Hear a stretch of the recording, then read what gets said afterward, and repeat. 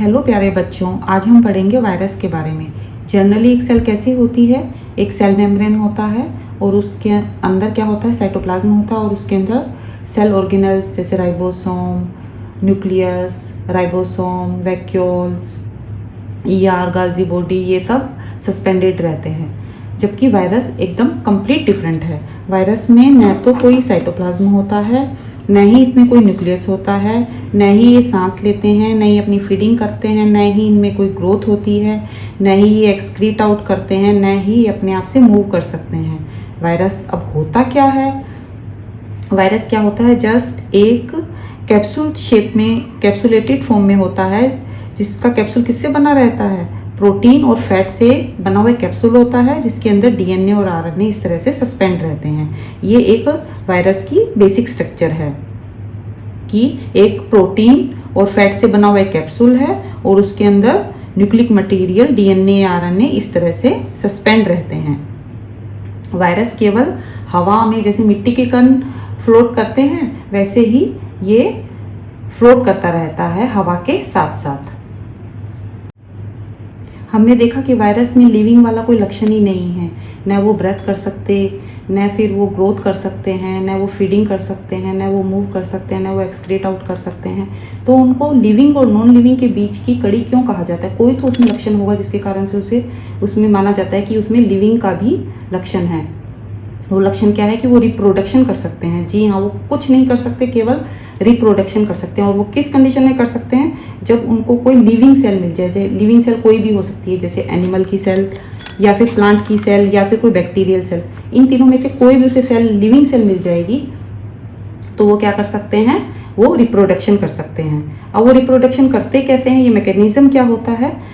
ठीक है, तो उसके लिए क्या करते हैं आप उसके लिए आप सबसे पहले ये एक बेसिक चीज़ सीखिए कि कोई भी एनिमल हो या प्लांट हो या बैक्टीरिया हो, क्या उसका जो डीएनए होता है वो क्या करता है? अपने लिए आरएनए बनाता है, उस आरएनए से प्रोटीन बनता है। डीएनए से आरएनए, आरएनए से प्रोटीन।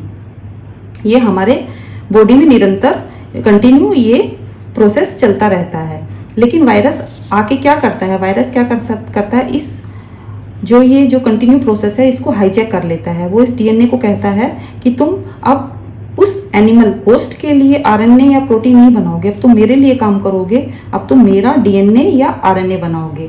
जैसे आपके घर कोई गेस्ट आ जाए, वो कहे कि अब इस किचन में आप लोगों का खाना नहीं बनेगा, मेरे हिसाब से खाना बनेगा, जो मुझे चाहिए मेरे न्यूट्रिशन के हिसाब से खाना बनेगा।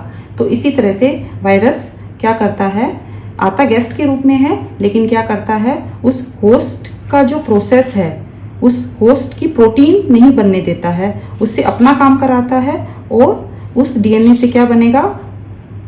जो एनिमल सेल का डीएनए है या होस्ट का डीएनए, उससे क्या बनेगा? वायरस का डीएनए या आरएनए बनता है। वायरस हमको इन्फेक्टेड कैसे करता है, अब हम ये देखेंगे। ये जैसे वायरस है, इसने होस्ट सेल में एंट्री ली। अब उसके बाद क्या होगा? इस होस्ट सेल का डीएनए क्या हो जाएगा? हाईजैक हो जाएगा। वो किसके लिए काम करेगा? वो इस वायरस के लिए काम करेगा। और वायरस की ही डीएनए, आरएनए और प्रोटीन बनेगी।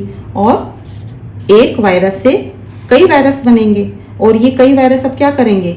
होस्ट की दूसरी सेल को इन्फेक्टेड करेंगे, फिर वहाँ पे कई वायरस बनाएंगे। इस तरह से जो होस्ट है उसके लिए तो प्रोटीन बन नहीं रहा है, वो तो कमज़ोर होता जाएगा और वायरस जो है मल्टीप्लाई होते रहेंगे। इस तरह से हम इन्फेक्टेड हो जाते हैं।